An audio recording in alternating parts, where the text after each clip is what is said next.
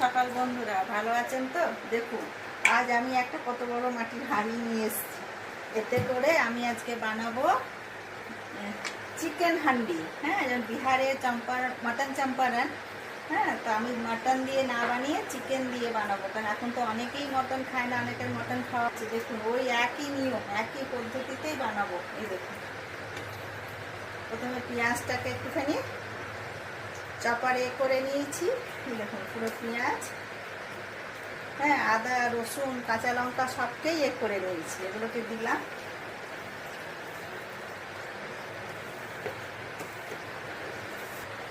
গুঁড়ো মশলা দিচ্ছি, নুন, হলুদ, জিরে গুঁড়ো, ধনে গুঁড়ো। এই যে জিরে গুঁড়ো দিলাম, এরপরে একটু ধনে গুঁড়ো দেবো। এই ধনে গুঁড়ো, নুন দিলাম।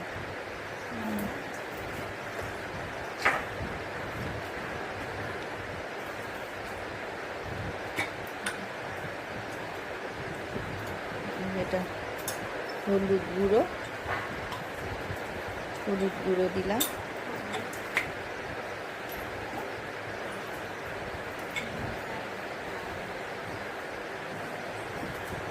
গোলমরিচ গুঁড়ো দিলাম।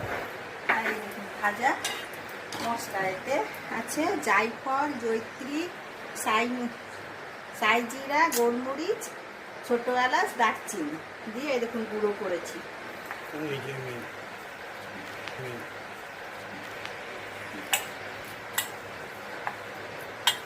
পরে দেখুন চিকেনগুলোকে দেব। সর্ষের তেল গরম করে রেখেছি, সেটা দিয়ে দিলাম।